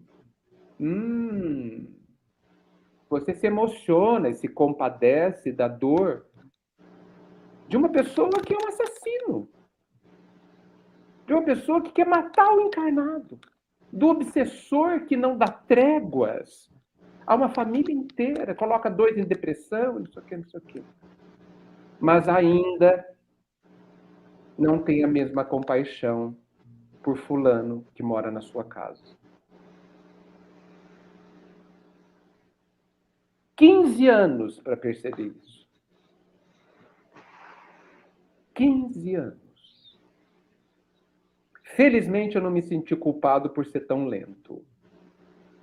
Não caí nessa dor inútil, vamos chamar assim. Mas eu ponderei que 2 coisas. Primeiro, eu já sou capaz de sentir. Se eu sinto para um, eu posso sentir para outro. Já sou capaz. Isso é muito bom, muito confortador. E que eu preciso ficar mais atento. Porque se eu posso para esse espontaneamente, para esse eu não consigo espontaneamente, mas eu sou capaz de me esforçar. E é isso que a vida pede. Lá em casa. Lá em casa.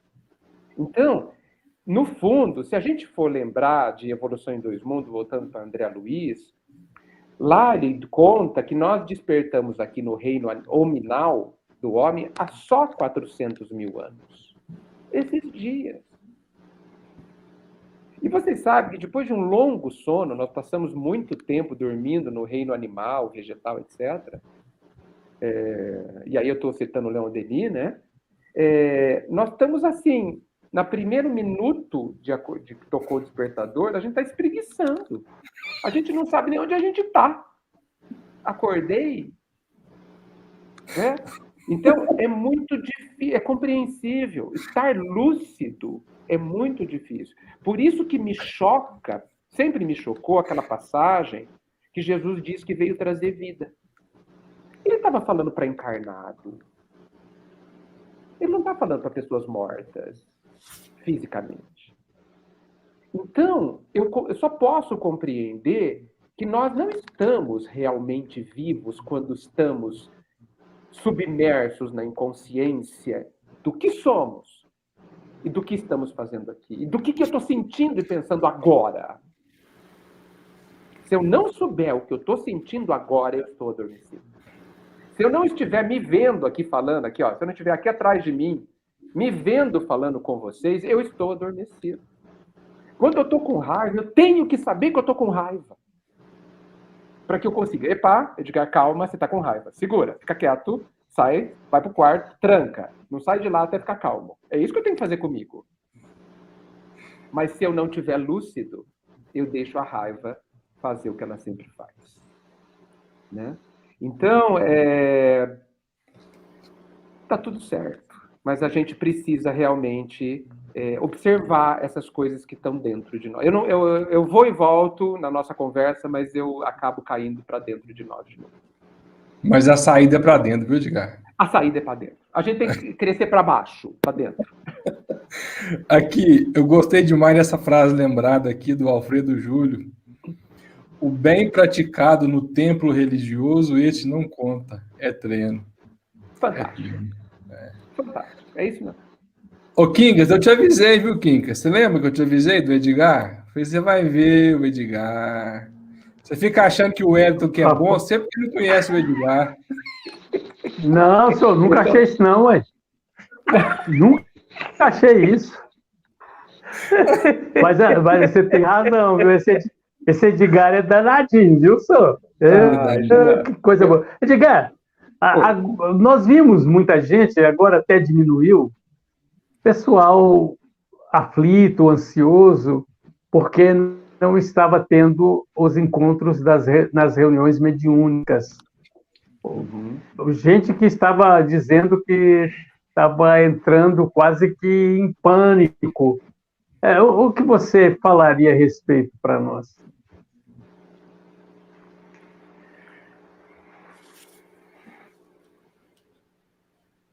André Luiz fala que médium desenvolvido é médium moralmente desenvolvido.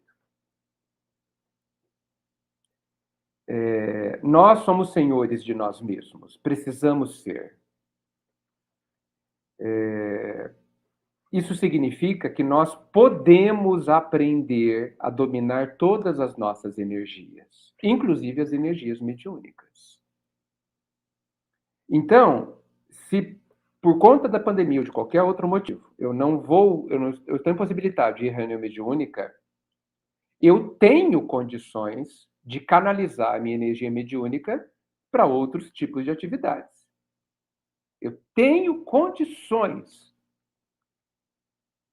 Nós, médiuns, precisamos saber disso com muita clareza. Porque, assim, é muito curioso isso que você perguntou, Quincas, e que acontece aqui, tá? A pressão dos médiuns é muito forte. E a resposta que a gente dá é a seguinte: quando tem aniversário, pode faltar. Quando tem férias, pode faltar. Ninguém fica biruta, né? Nenhum espírito atormenta, né? Ninguém se sente culpado. Não, mas eu preciso trabalhar, coitado dos espíritos. Não, os espíritos vão muito bem, obrigado, sem a gente. Né? Muito bem, obrigado. Eles têm excelentes pessoas que podem ajudá-los. Né? Então, como eu comentei há pouco, né, Quincas? A casa espírita não está fechada sem razão. Os médiuns, todos nós, sempre com as exceções honrosas, a gente está naquela oportunidade de saber que as rédeas precisam estar nas nossas mãos. Se eu não estou bem como médium, eu preciso de mais reflexão e mais equilíbrio. Mas não equilíbrio mediúnico, eu preciso de equilíbrio na minha vida.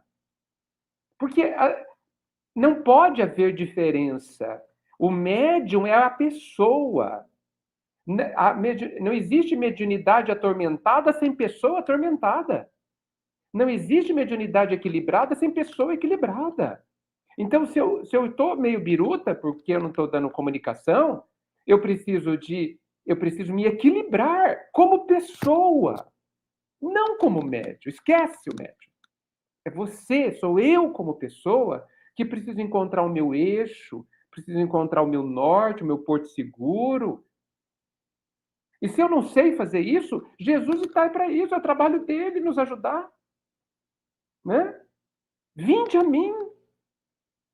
Ele já falou qual é o caminho da gente se ficar bem, da gente encontrar equilíbrio. A gente precisa ir até ele.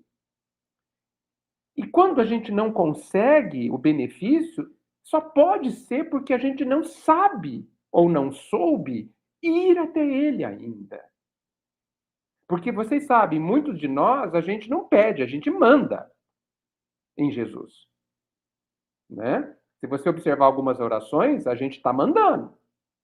Jesus, faça isso, isso, isso. É assim que a gente faz. Não é? E é bom que ele nos ignora. Né? Então, é isso que eu penso, Quincas. Não sei se vocês concordam. Eu gostaria de saber o que vocês pensam também. As energias mediúnicas, elas podem ser canalizadas, numa conversa que você tenha com alguém da sua casa, ou seu vizinho, ou seja com quem for, inclusive pelas redes sociais, por aqui, pelo computador, porque assim, nós quatro aqui, nós estamos juntos. O que está nos ligando? O nosso pensamento e o nosso sentimento. Os corpos estão diferentes, mas o que são os corpos? Nada. Uma roupa. Os corpos deixam em qualquer lugar, às vezes eles só atrapalham, inclusive.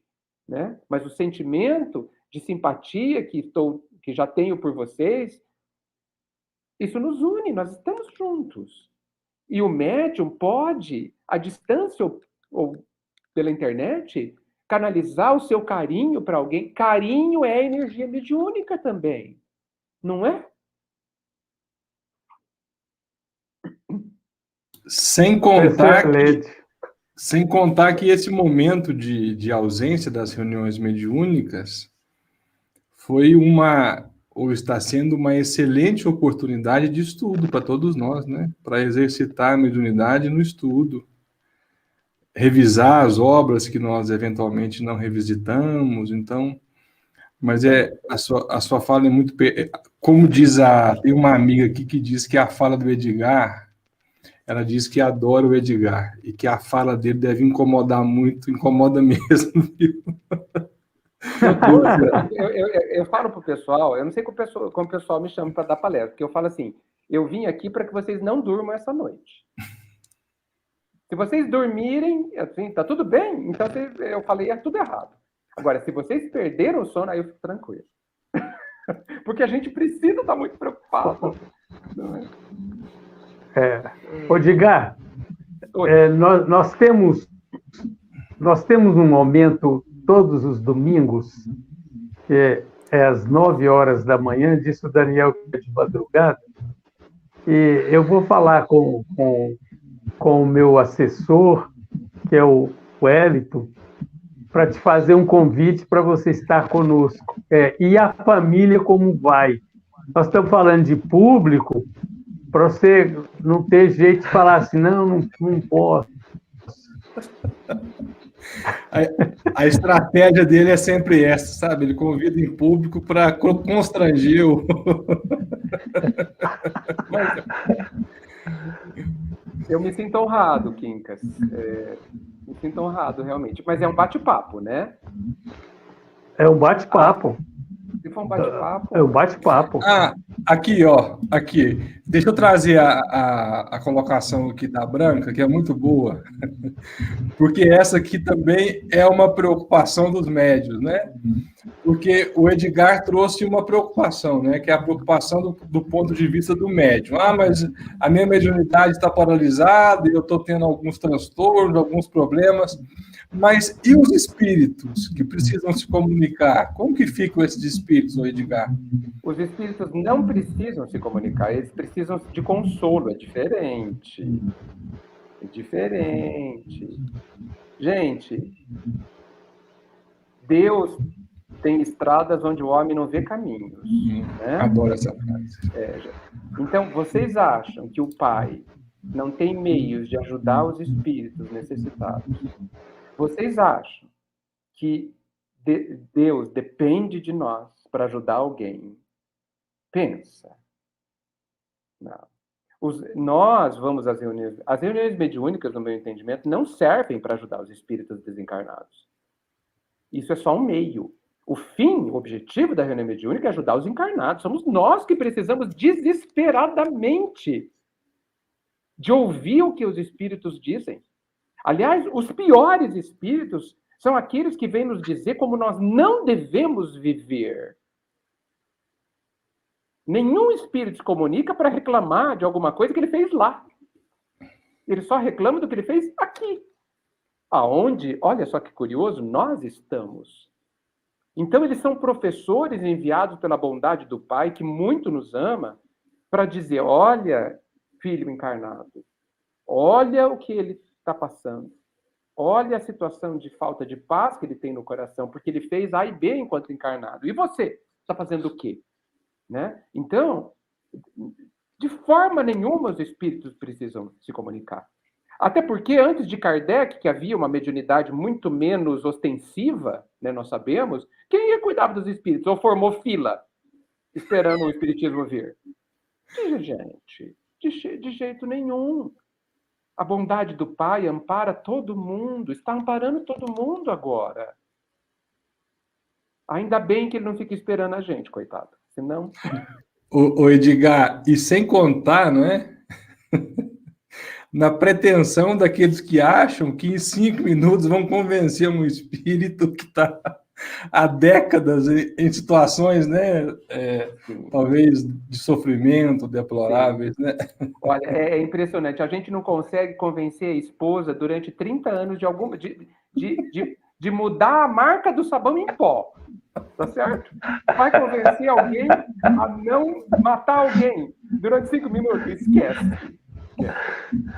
A dona Lenísia, aqui em Minas, Edgar, nós temos uma santa espírita, a primeira do mundo. É a esposa desse irmão nosso aqui, ó. Puxa, que legal.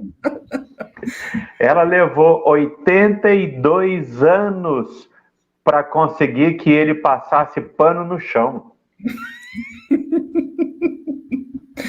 82 anos. Grande mérito. E até hoje eu não me convenci daquilo, viu? Eu acho que ele só fez pose para foto. Ele não passa pano, não.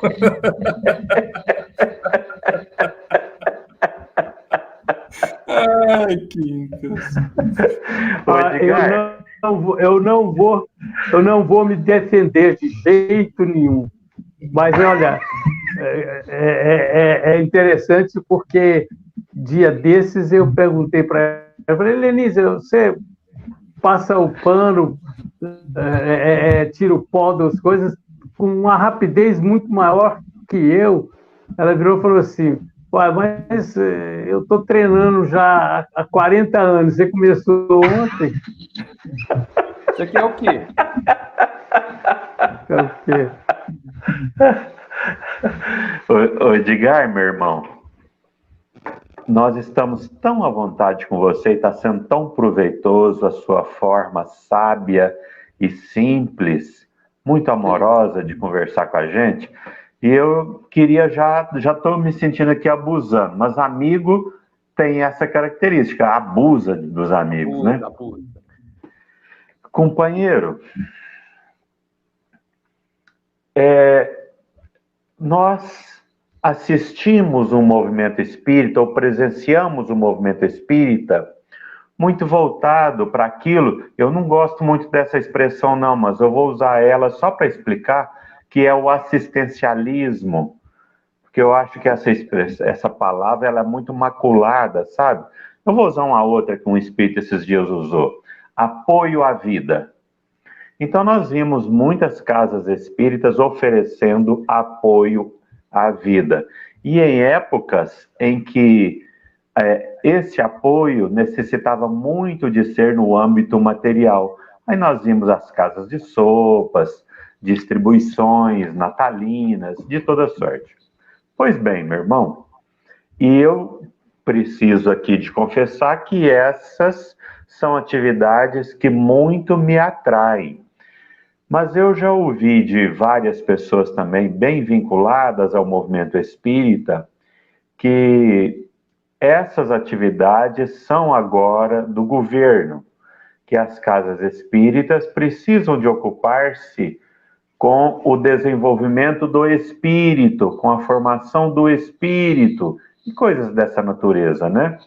Com a disseminação do conteúdo doutrinário. Como que você vê essa situação, meu irmão? Tema delicado esse, porque ele tem, me parece que ele tem uma sutileza que a gente precisa ficar muito atento. Deixa eu ver como que eu vou organizar minhas ideias. Bem, primeiro, vou começar de trás para frente. Eu não sei se a gente deve se ocupar com a divulgação doutrinária.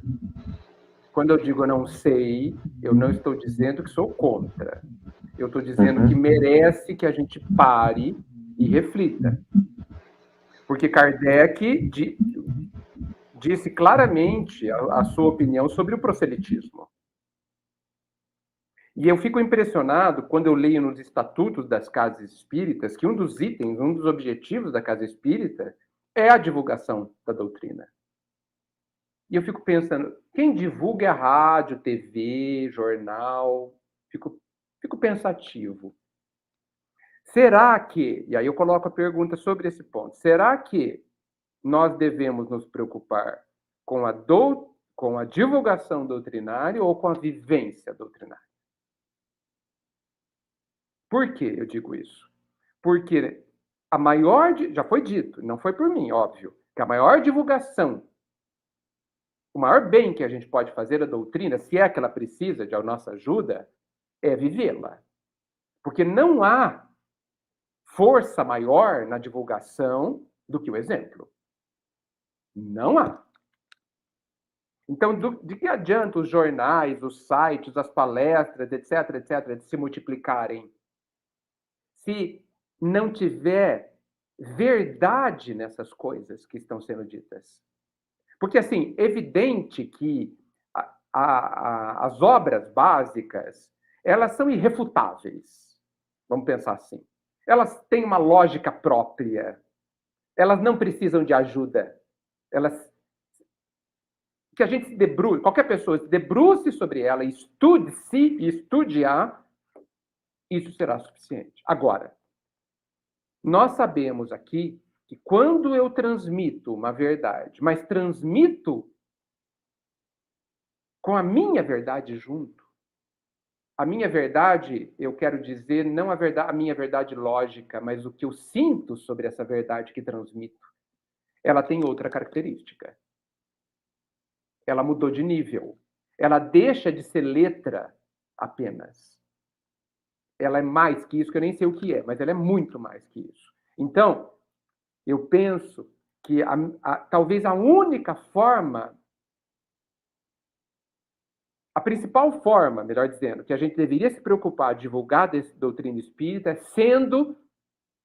é vivendo a doutrina espírita no limite do nosso entendimento. Porque já foi dito que nós somos livros que todo mundo está lendo. Então, essa é uma parte da minha resposta, da minha opinião. A caridade, Emmanuel já disse que a maior caridade, a principal caridade é a que liberta o espírito. É que amplia a consciência do ser humano. Porque, você sabe, né? Ajudar alguém é fortalecer alguém. A ajuda verdadeira é quando você fortalece a pessoa e ela se torna autônoma e não dependente. E não há autonomia sem ampliação de consciência. Não há. E é isso que a vida está fazendo com a gente. Ela nos sacode, joga para cima, espera cair para ver se a gente acorda. Né? É só isso que ela faz. Né? Ela muda tudo de lugar, nos tirando da segurança ilusória que a gente tenta construir, ainda a todo custo, né? E fala assim, filho, a única segurança é o que você vai construir dentro de você mesmo. Não há outra. Não há outra. Então, agora, por isso que aí vem a sutileza. Nós não podemos esquecer que para chegar na caridade maior, que é a ampliação da consciência, muitas vezes eu preciso passar pelas outras caridades. Por exemplo, a caridade material. Por exemplo, por quê? Porque muitos de nós não conseguimos pensar, porque a dor de estômago, de fome, não me permite. E aí? Nós vamos fechar os olhos a isso? Ah, mas isso é função do governo. E aí, não sei se foi Chico que disse, daquele jeito que só ele sabe dizer, ok, enquanto essa casa pega fogo, você vai de braços cruzados esperar os bombeiros, só porque é função deles e não sua? Não. A gente pega os baldes e joga em cima do incêndio. Então, se a instituição pública, se nós, enquanto sociedade, não conseguimos ainda ter elevação para nos organizar, de tal forma a eliminar a fome do mundo, nós estaremos falhando em não socorrermos esse incêndio profundo que causa dor. Por quê? Porque a gente não pode esquecer que a miséria, ela não atinge só o corpo.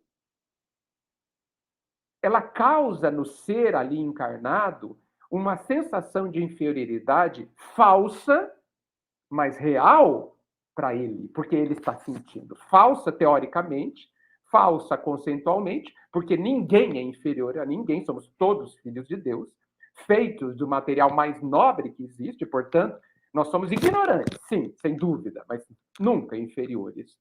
Mas a pessoa se sente inferior, e isso é um sofrimento. Isso é um sofrimento. Então, nós precisamos, no meu entendimento, que evidentemente precisa de correção, nós precisamos de todos os tipos de caridade. E quando eu penso em mim sobre isso, eu percebo que eu preciso observar os meus talentos. Que talentos eu tenho? O meu talento me aproxima de qual caridade? Eu tenho que pensar nisso, porque nós não podemos esquecer a vocação de cada um, os dons de cada um. Porque, agora, não quer dizer que se eu tenho um dom A, o dom de fazer tal coisa, eu não deva saber que eu preciso me desenvolver nos outros, para que amanhã sejam outros dons também. Mas cada vida tem o seu foco, não é?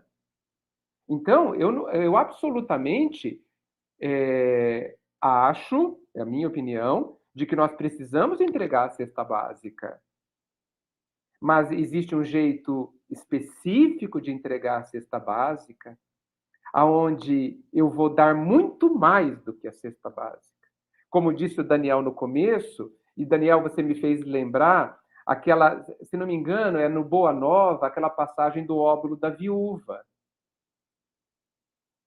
Que no Boa Nova ele estende a parábola e conta ele conta um trecho a mais, não sei se vocês se lembram, a viúva deu 1 centavo.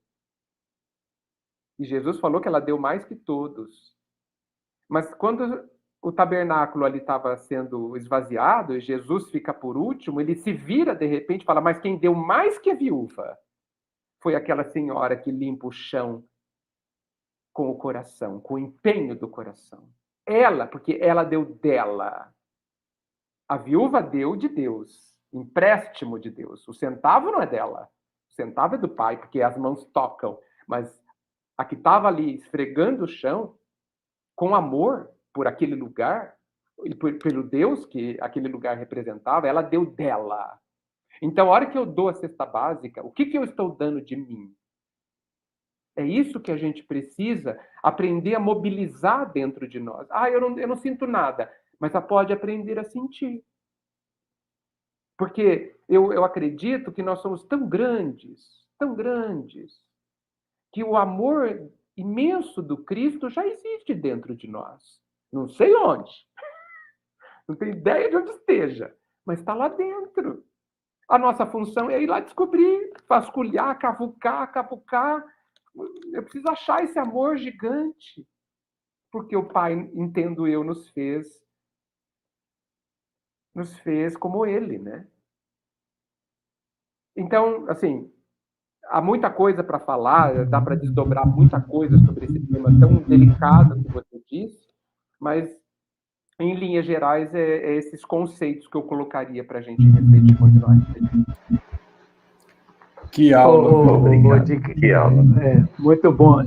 Edgar, tem uma colocação realmente no livro Ação, Vida e Luz, Emmanuel, pelo Chico. A mensagem foi psicografada na década de 40, mas só publicada depois nesse livro.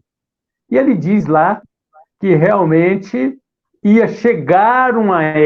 chegaria uma época em que os governos e outras instituições, além da doutrina espírita, cuidariam dessa assistência material, mas que cabe a cada espírita tornar-se cada vez melhor.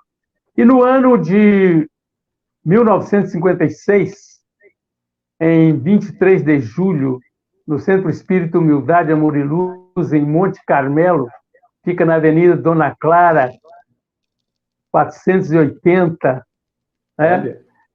Onde a gente frequentou desde menino, o Chico Xavier psicografou uma mensagem intitulada Culto da Assistência. Ele dividiu essa mensagem em 4 partes: Jesus e assistência, assistência como dever, espiritismo e assistência e apelo fraterno.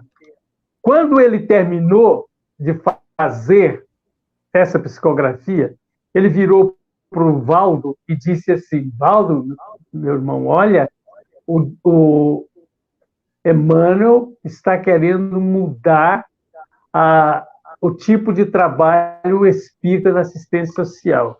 E eu vou, com a permissão de vocês, ler só um pedacinho aqui da assistência como dever.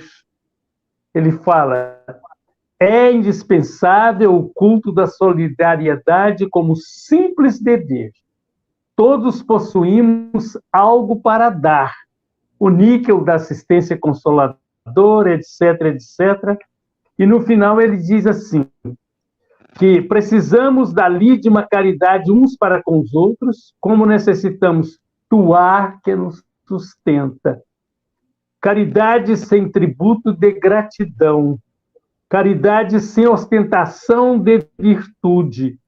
Caridade como saúde da alma. Olha que termo. Caridade como saúde da alma. Caridade como hábito justo. Caridade como inadiável obrigação. Então, é um negócio bem sério, Quincas, né?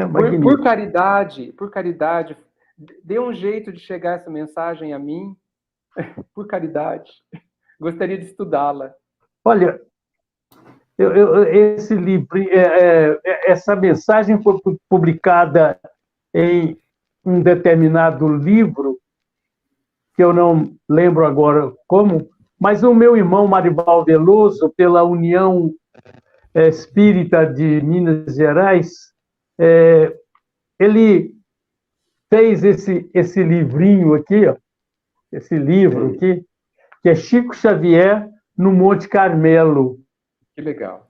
Eu acho que ele não consta da Bíblia do Caminho. Bíblia do Caminho.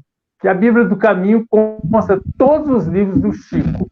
Eu não sei, mas nós vamos dar um jeito de... Né, mas só essa mensagem... Um pedido do superior é uma ordem.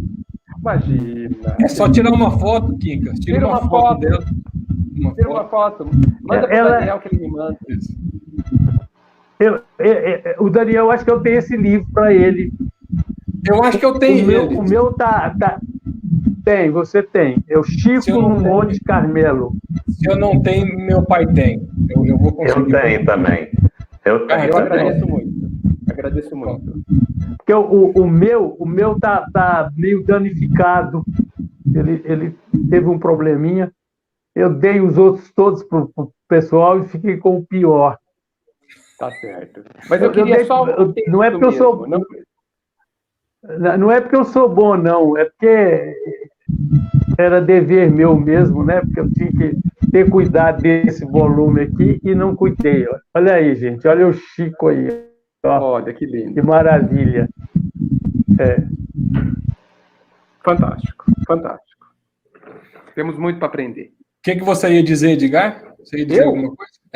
Não, eu só fiquei curioso realmente em relação à mensagem, para saber inteira. Só isso mesmo. Agradeço. Olha só, nós estamos a 1h50 já quase de prosa espírita. Então nós vamos caminhando felizmente, para o nosso encerramento.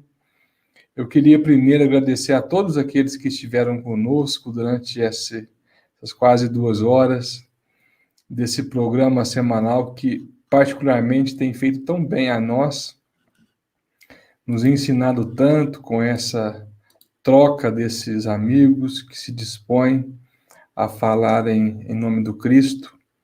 Hoje o nosso querido Edgar se dispôs prontamente a participar, Edgar.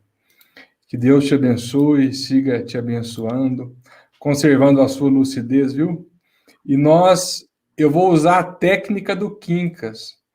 Nós esperamos poder contar com você futuramente em uma nova data para o Prosa Espírita, viu? Foi um presente essa noite para nós.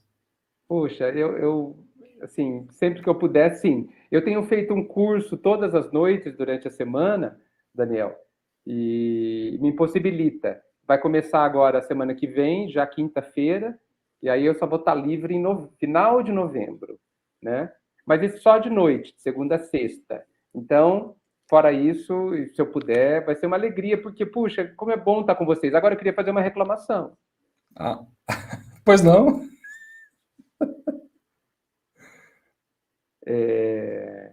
Eu pensei que a conversa não ia girar só em torno de eu responder algumas questões. Ah, mas a intenção é essa mesmo. Eu pensei que ia ser uma prosa, uma roda de conversa. O Quincas ia falar um monte de coisa, o Wellington um monte de coisa, você um monte de coisa, né? Mas ok. Nós falamos sempre. Você sabe por quê? Nós instituímos essa regra, porque quando esses três de cá começam a falar, o convidado não fala, entendeu? Mas eu faço ideia do porquê, né? Ele tem muita coisa boa a dizer, né? Já deu para perceber com facilidade. Mas eu fiquei muito contente com a oportunidade, Daniel, de estar com você, de conhecer o Wellington, o Quincas, e fiquei com vontade de que isso acontecesse outras vezes. Não aqui exatamente, mas que a gente pudesse manter contato, né? Eu teria muito gosto disso, viu? Isso para nós vai ser um presente, Edgar. A sua amizade, já te falei isso, a sua amizade para mim foi um presente dessa pandemia, poder conhecê-lo, viu? Eu digo mesmo, viu? É muito carinho que eu recebo de vocês. Agradeço muito. Obrigado. Wellington, meu irmão, Deus te pague, viu, mais uma vez. Eu digo sempre ao Daniel, Edgar, ele, além de me presentear, ainda me agradece. Eu nunca vi isso. É verdade. A gratidão é nossa, eu estou cada vez mais enriquecido. Levo hoje mais um amigo no coração. Que bênção. A você, sim, essa frase cabe muito bem. Deus lhe pague. A você, o Quincas, o Daniel e a todos que vêm cá nas quintas-feiras emprestar os seus corações, os seus ouvidos e as suas energias para nós. Deus lhes pague a todos. Obrigado, Wellington. Obrigado, Wellington. O Wellington, deixa eu fazer só uma observação. O Wellington está num hotel, ele está em estrada, então ele está com dificuldade com a internet. Então, por isso que está falhando o áudio dele e com um pequeno ruído. Mas que bom que deu para você participar do nosso prosa, viu? Quincas, nosso mestre, um abraço, obrigado mais uma vez, viu? Vamos agradecer todo mundo aí, está cheio de gratidão, que coisa boa. Eu digo sempre, agradecer é uma bênção, né? Porque você está reconhecendo aquilo que o Pai de amor e de bondade nos concede sempre. Eu gostaria de dar um abração no Edgar Miguel e vou pegar o seu contato com o Daniel e, de vez em quando, eu não vou todo dia estar mandando mensagem para você, não, tá? Mas, de vez em quando, eu vou mandar alguma coisa para você com muita alegria, com muito amor no coração. Que Jesus ampare você, sua família, seu trabalho, sua vida, sua rua, sua casa, sua cidade, e que continue pondo juízo nessa cabecinha tão boa. Isso é bom. Tão boa. Nós agradecemos a todos que participaram conosco, aqueles que mandaram também as suas reflexões aí, que tiveram algumas, né, que foram boas. E olha, Edgar, quanto elogio, né? Você vai ter oportunidade de ver isso depois, que isso fica gravado, pela sua maneira tão doce, tão gentil de estar conosco. Um beijão no seu coração, a sua família, muita paz e muita alegria. Muito obrigado, viu, gente? O pouco que eu dei é quase nada perto do que vocês merecem, viu? Porque sinto o carinho de vocês, né? E dá vontade da gente continuar falando muito tempo. juntos. Muito obrigado por tudo mesmo, viu? Que a luz esteja no coração de todos vocês. Que assim seja. Um abraço a todos. Lembrando que na próxima quinta será a Heloísa Pires, que estará conosco, olha só, de volta ao nosso Prosa Espírita. Um abraço a todos e até lá. Tchau, tchau. Tchau, tchau. Tchau, tchau.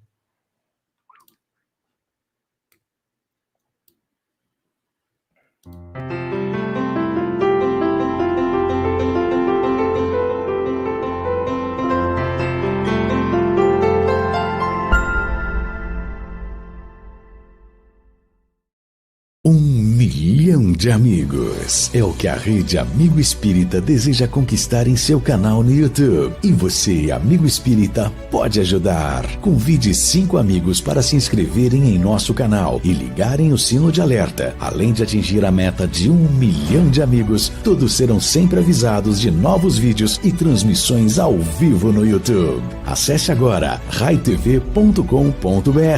Rede Amigo Espírita, divulgando, instruindo e unificando.